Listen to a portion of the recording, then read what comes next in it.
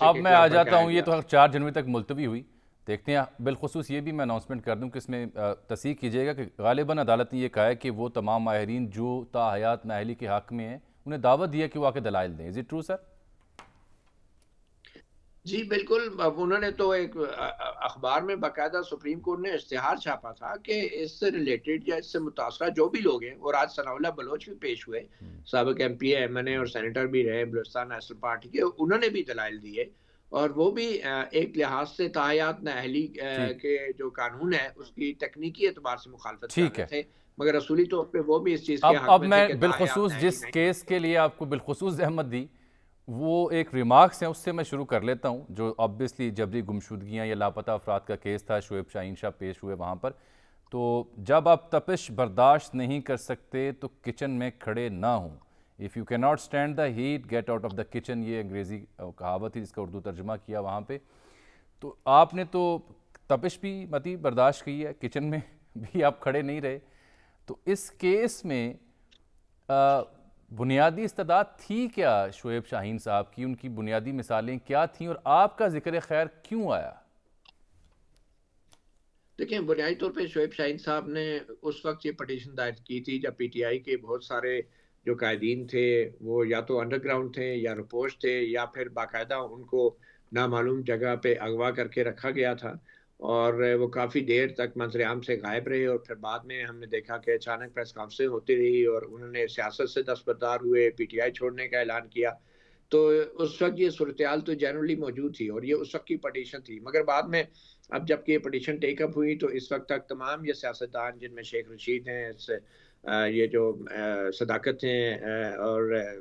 صداقت عباسی ہیں، اور فاروق حبیب ہیں، اور پھر صحافی عمران ریاض کا بھی نام آیا، یہ بھی اب منظر عام پہ آ چکے تھے۔ تو شعیب شاہین صاحب کے سامنے صرف ایک تکنیکی سوال انہوں نے رکھا تھا کہ آپ کس کیپیسٹی میں آئین کے آرٹیکل 184(3) کے تحت مفاد عامہ کا معاملہ یہ اپنا کے پیش کر رہے ہیں، کیونکہ آپ نے جن جن لوگوں کا نام درخواست میں ڈالے ہیں وہ صرف اور صرف سیاستدانوں کا ہے، اور وہ سیاستدان بھی صرف پی ٹی آئی کے لوگ ہیں۔ تو اگر آپ مفاد عامہ کی بات کر رہے ہیں، اگر آپ پبلک انٹرسٹ کی بات کر رہے ہیں، انسانی حقوق کی بات کر رہے ہیں، تو اس کنٹیکسٹ میں انہوں نے کہا کہ پھر بہت سارے عمران ریاض کے علاوہ بھی صحافی تھے جن کے ساتھ پہلے واقعات ہو چکے، تو آپ نے ان کا ذکر کیوں نہیں کیا؟ تو اس کنٹیکسٹ میں انہوں نے ضرور میرا نام بھی لیا، اور میرے خیال میں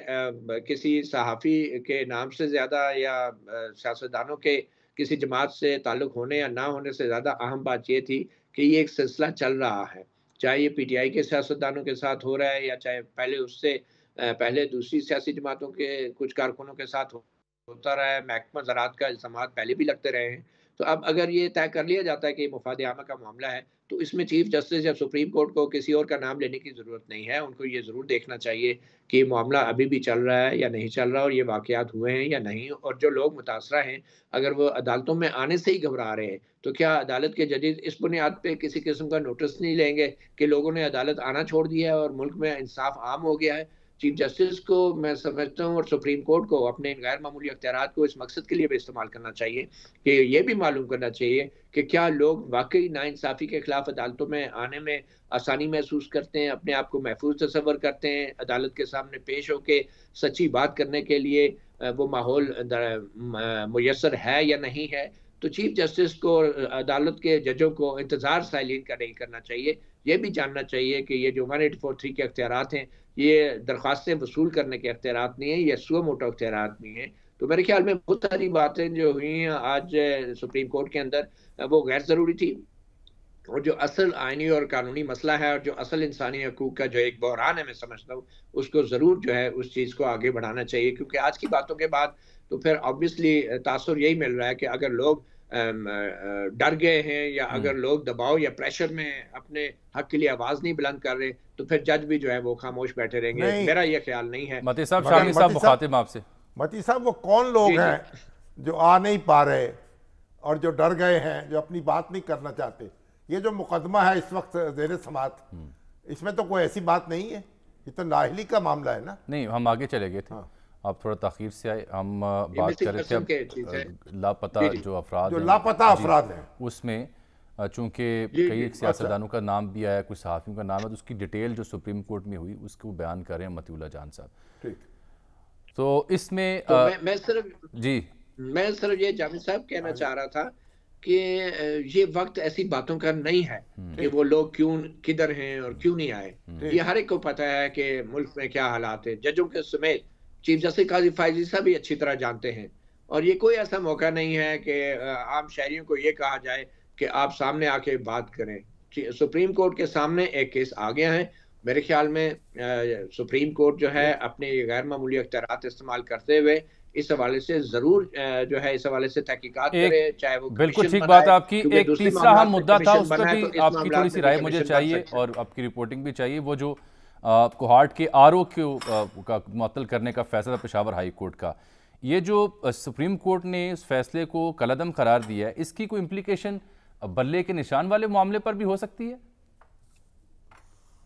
نہیں, اس کی اپلیکیشن بلے کے نشان سے اس کا تعلق نہیں ہے, کیونکہ وہ ریٹرننگ افسر کو الیکشن کمیشن نے اس لیے تبدیل کیا تھا کہ کوہاٹ کا علاقہ بڑا دشوار گزار ہے اور ریٹرننگ افسر کو جنرلی کوئی میڈیکل ان کی کنڈیشن تھی, کمر کی تکلیف تھی, وہ ٹریول نہیں کر سکتے تھے, تو اس لیے انہوں نے معذرت کی تھی اور الیکشن کمیشن نے ایک ریٹرننگ افسر کو ان کی علالت کے باعث جو ہے ان کی جگہ دوسرا ریٹرننگ افسر تعینات کیا, جس کو کچھ امیدواروں نے یہ سمجھا کہ شاید اس میں بھی کوئی پولیٹیکل انجینئرنگ ہے. انہوں نے اس کو پشاور ہائی کورٹ میں چیلنج کیا اور پشاور ہائی کورٹ کے جج نے الیکشن کمیشن کو سنے بغیر, حالانکہ الیکشن کمیشن کا جو جج یا ہائی کورٹ کے جو ججز ہیں, جو الیکشن ٹرائبونل ہیں یا ہائی کورٹ کے ججز ہیں, ان کو چاہیے کہ 1-2 گھنٹے کے اندر الیکشن کمیشن کے جو نمائندہ ہیں ان کو بلا لیتے. وہ انہوں نے اتنا بھی نہیں کیا کہ الیکشن کمیشن کے 1-2 گھنٹے کے نوٹس پہ ان کو طلب کر لیتے, ان کو سن لیتے, مگر انہوں نے وہ سسپینڈ کر دیا اور سسپینڈ کر کے وہ تاریخ بھی آگے کی ڈال دی. اس کا مطلب ہے اب نہ تو وہ ریٹرننگ افسر بیمار ہونے کے باعث اسکروٹنی کر پا رہا تھا کاغذات نامزدگی کی, نہ ہی کوئی نیا ریٹرننگ افسر آ پا رہا تھا, تو اس لیے 18 کے قریب امیدواروں کے کاغذات کی اسکروٹنی نہیں ہوئی. جو سپریم کورٹ نے آج درست فیصلہ کیا کہ وہ پشاور ہائی کورٹ کا نہ صرف یہ کہ اسٹے آرڈر ختم کر دیا ریٹرننگ افسر کے حوالے سے, بلکہ وہ ریٹ پٹیشنیں بھی خارج کر دی ہیں سپریم کورٹ نے. اب پشاور ہائی کورٹ میں ایسا کوئی مقدمہ نہیں ہے اور تمام فریقین نے اس پہ اتفاق کیا. انہوں نے کہا ہم تو الیکشن لڑنا چاہتے ہیں, تو مزید ٹائم مل گیا اب اسکروٹنی کا. الیکشن کمیشن جو ہے صرف اس حلقے تک کوہاٹ کی حد تک وہ دوبارہ اسکروٹنی کر سکے گا. مگر مفتی صاحب بات یہ ہے اس ہائی کورٹ کو اس طرح کے معاملات میں دخل دینا نہیں چاہیے. جب شیڈول کا اعلان ہو جائے تو پھر الیکشن کمیشن کا کام جو ہے, انڈیا میں تو اس طرح کے معاملات میں کوئی ریٹ جاری نہیں ہوتی, الیکشن کمیشن کو کام کرنے دیا جاتا ہے. تو میرا خیال یہ بھی بہتر ہوگا کہ سپریم کورٹ کا ایک واضح حکم آ جائے تو آئندہ سے عدالتیں احتیاط کریں گی اس میں. جی آپ کی بات بالکل درست ہے, بس ایک مسٹرسٹ ہے, ایک عدم اعتماد کی فضا ہے اس ملک میں, اور الیکشن کمیشن پہ بھی آبویسلی کافی سوال اٹھ رہے ہیں اور بجا طور پہ اٹھ رہے ہیں کیونکہ ہماری ایک تاریخ ہے. مگر اس کے باوجود بھی جو آئینی پوزیشن ہے, آپ کی بات درست ہے کہ ہائی کورٹ کو جو ہے وہ کسی قسم کا ایسا ہائی کورٹ کو جو ہے وہ کسی قسم کی ایسی جامع صاحب آپ کچھ کہہ رہے ہیں؟ متی صاحب کوئی ادارہ ایسا ہے جس پر سوال نہ اٹھ رہے ہوں, جس پہ انگلیاں نہ اٹھ رہی ہوں؟ یہ میرے خیال سب سے اہم سوال ہے شامی صاحب کا. یہ تو ہمارے پاس انگلیاں ہی تو رہ گئی ہیں اٹھانے کے لیے, اور سوال ہی رہ گئے ہیں اٹھانے کے لیے. عدالت بھی اٹھا رہی ہے, میں بھی اٹھا رہا ہوں, عدالت بھی اٹھا رہی ہے, ہم بھی اٹھا رہے ہیں, اور جن کو کوئی سروکار نہیں ہے وہ بھی اٹھا رہے ہیں. نہیں, وہ آپ کی بات ٹھیک ہے, لیکن آپ بھی اچھی طرح جانتے ہیں کہ میڈیا میں ہم انگلی بھی صرف سیاستدانوں پہ اٹھا سکتے ہیں, ان کا موازنہ کر سکتے ہیں, سیاسی جماعتوں پہ اٹھا سکتے ہیں, مگر جو سب سے بڑا جو کردار ہے, جو مجرم ہے, اس کے بارے میں تو ہم کوئی بھی بات نہیں کر سکتے. سیاستدان جو ہے وہ غریب کی جور اور سب کی بھابھی. ٹھیک ہے, چلیے متی صاحب بہت شکریہ آپ کے قیمتی وقت کا.